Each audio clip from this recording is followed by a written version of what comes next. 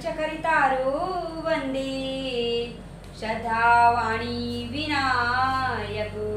मैं अक्षरों के अर्थ समूह रस छंदों तथा मंगलों की करने वाली श्री सरस्वती जी और श्री गणेश जी की मैं वंदना करती हूँ। राधे राधे मित्रों, आपका स्वागत है हमारे चैनल ज्ञान गंगा की धारा में। तो चलिए मित्रों, वीडियो शुरू करते हैं। अगर आपको वीडियो पसंद आए तो इसे लाइक, शेयर और सब्सक्राइब करना ना भूलें। बेल आइकन को भी प्रेस कर दें ताकि हमारे द्वारा अपलोड की गई वीडियो की नोटिफिकेशन आपको समय समय से मिलती रहे। तो चलिए, आपका ज़्यादा समय ना लेते हुए हम वीडियो शुरू करते हैं। धर्म क्षेत्र कुरुक्षेत्र समवेता युष्वा मामका पांडवा जकिम कुर्वन्ते संजय। अर्थात धृतराष्ट्र ने कहा, हे संजय, धर्म भूमि कुरुक्षेत्र में युद्ध की इच्छा से एकत्र हुए मेरे तथा पांडु के पुत्रों ने क्या किया। धर्म क्षेत्र कुरुक्षेत्र, धर्म क्षेत्र यानी धर्म भूमि, कुरुक्षेत्र यानी कुरुक्षेत्र में। तो यहाँ कुरुक्षेत्र में देवताओं ने यज्ञ किया था और राजा कुरु ने भी यहाँ पर तपस्या की थी। तो यज्ञादि धर्मेकार होने से और राजा कुरु की तपस्या भूमि होने से इसे धर्म भूमि कुरुक्षेत्र कहा गया। यहाँ धर्म क्षेत्र कुरुक्षेत्र पद देने में धृतराष्ट्र का यह भी अभिप्राय है कि यह हमारी कुरुवंशियों की भूमि है। यह केवल लड़ाई की भूमि नहीं, प्रतियुद्ध तीर्थ भूमि भी है, जिसमें प्राणी जीते जी पवित्र कर्म करके अपना कल्याण कर सकते हैं। लौकिक और परलौकिक सब तरह से लाभ हो जाए, ऐसा विचार करके ही श्रेष्ठ पुरुषों की सहमति से युद्ध के लिए भूमि चुनी गई। यद्यपि संसार में ज्यादातर घरों में कितने कारण से झगड़े होते हैं? 3 कारण से होते हैं, या तो धन के लिए, या फिर स्त्री के लिए, या फिर भूमि के लिए। कौरव और पांडव में आपस में लड़ाई हो रही थी जमीन को लेकर। यद्यपि कुरुवंशी होने के नाते दोनों एक ही परिवार के हैं, राजा कुरु की जमीन पर दोनों का समान ही हक लगता है। इसलिए कौरवों द्वारा पांडव को उनकी जमीन न देने के कारण ही वे युद्ध के लिए वहां पर अपने अपनी सेना से इकट्ठे हुए हैं। तो यहाँ धर्म क्षेत्र कुरुक्षेत्र पद से अगर आरंभ के धर्म पद से धर लिया जाए और भागवत गीता के 18वें अध्याय के अंतिम श्लोक है, यत्र योगेश्वर कृष्ण यत्र पार्थो धनधरा तत्रो श्रियो विजी भूति ध्रुवानिति मति मम पद से मान लिया जाए तो धर्म शब्द बन जाता है। अर्थात संपूर्ण गीता धर्म के अंतर्गत है। धर्म का पालन करने से ही गीता के सिद्धांतों का पालन हो जाता है और गीता के सिद्धांत के अनुसार कर्तव्य कर्म करने से धर्म का अनुष्ठान हो जाता है। तो यहाँ धर्म क्षेत्र कुरुक्षेत्र पद से मनुष्य को यह शिक्षा लेनी चाहिए कि वह कोई भी कार्य करे तो धर्म को सामने आगे रखकर ही करे। प्रत्येक कार्य सबकी हित की दृष्टि से होना चाहिए, केवल अपने सुख और ऐश्वर्य के लिए नहीं होना चाहिए। और कर्तव्य और अकर्तव्य के विषय में वेद शास्त्रों को सामने रखना चाहिए। भागवत गीता के 16वें अध्याय का 24वां श्लोक भगवान कहते हैं कि तस्मात् चरित्र प्रमाणते कार्य कार्य व्यवस्थितो यज्ञात्वा शास्त्र विधानोक्ता कर्म कर्तुमिहार्चि। अर्थात भगवान कहते हैं कि मनुष्य को चाहिए कि वे शास्त्रों के विधि विधानों के अनुसार क्या कर्तव्य है, क्या अकर्तव्य है, शास्त्रों के विधि विधानों के अनुसार जानकर ही उनको कर्म करना चाहिए, जिससे वह ऊपर उठ सके। अब हम चलते हैं समेता युष्वा। समेता का मतलब है इकट्ठे हुए और युष्वा का मतलब है युद्ध की इच्छा वाले।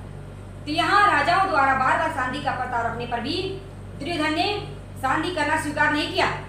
यहाँ तक कि भगवान श्री कृष्ण के कहने पर भी दुर्योधन ने स्पष्ट इनकार कर दिया कि मैं बिना युद्ध के तीखी सुई की नोक जितनी भूमि भी पांडवों को नहीं दूंगा, चाहे जो हो जाए। तब मजबूर होकर पांडवों ने युद्ध करना स्वीकार किया। दोनों सेनाओं में युद्ध की इच्छा रहने पर भी दुर्योधन में विशेष रूप से युद्ध करने की इच्छा थी।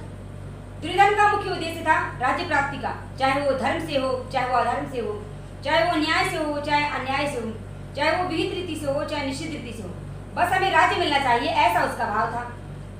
पांडव में धर्म प्रमुख था। पांडव कहते हैं हम चाहे जैसा जीवन व्यतीत कर लेंगे पर अपने धर्म में बाधा नहीं आने देंगे, धर्म के विरुद्ध नहीं चलेंगे।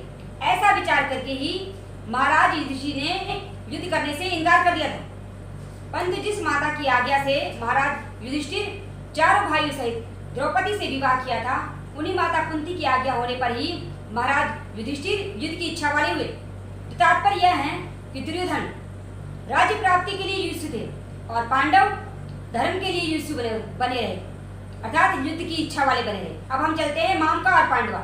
मामका का मतलब है मेरे पुत्र और पांडव का मतलब है पांडव के पुत्र। तो धृतराष्ट्र पांडु के बड़े भाई थे, तो पांडव उन्हें अपने पिता के समान ही समझते थे। चाहे वो जो भी आज्ञा देते वो उसे सिर झुकाकर मानते थे, चाहे वो उचित हो या अनुचित हो। तो यहाँ मामका पद के अंतर्गत कौरव और पांडव दोनों ही आ जाते हैं। फिर भी पांडव को देने का तात्पर्य यह है कि धृतराष्ट्र अपने पुत्र दुर्योधन आदि को तो अपना मानते थे, परंतु वे पांडु के पुत्रों को अपना नहीं मानते थे। तो इस कारण से ही धृतराष्ट्र ने अपने पुत्र के लिए मामका पद का प्रयोग किया और पांडु के पुत्रों के लिए पांडव पद का प्रयोग किया, क्योंकि जो भाव भीतर होते हैं वही वाणी के द्वारा बाहर निकलते हैं। तो इस द्वंद्व भाव के कारण ही धृतराष्ट्र को अपने कुल के संहार का दुख भोगना पड़ा था।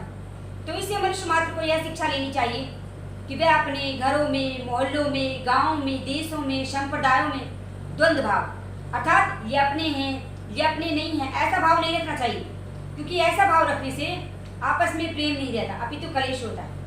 पांडवा एव पद का तात्पर्य यह है कि पांडव तो धर्मात्मा थे, उन्हें युद्ध नहीं करना चाहिए था, फिर भी युद्ध की इच्छा से रणभूमि में आ गए। तो आकर उन्होंने क्या किया?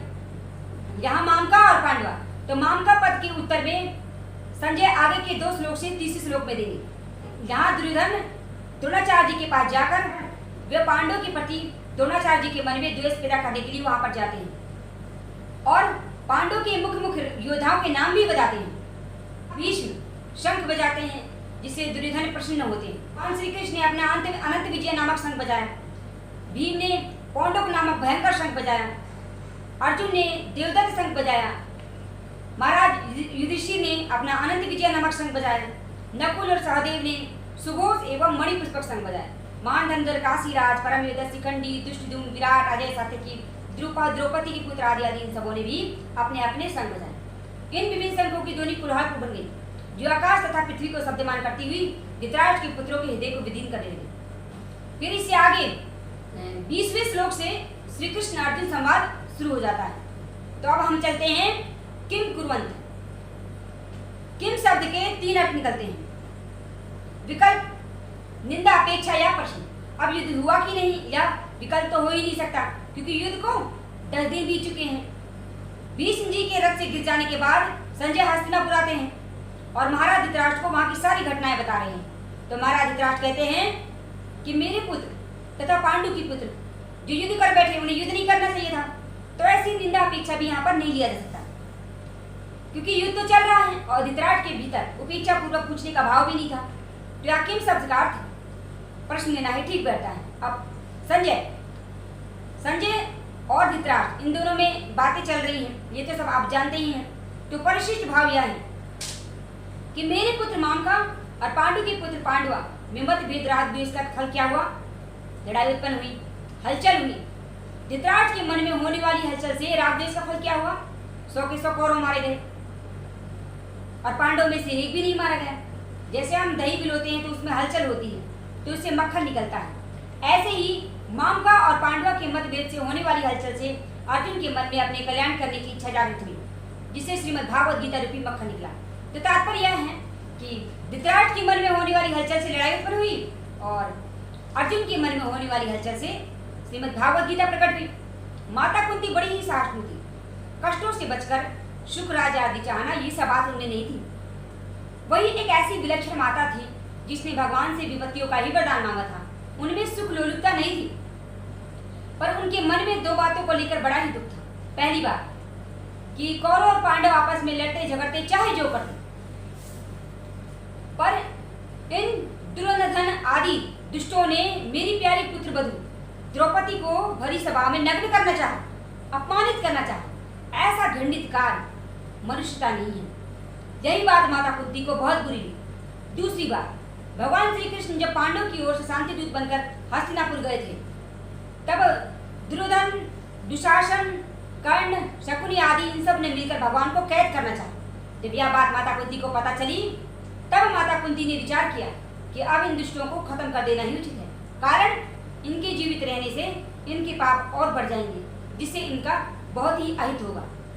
तो इस कारण से ही माता कुंती ने अपने 5 पुत्रों को युद्ध करने की आज्ञा दी। नमस्कार।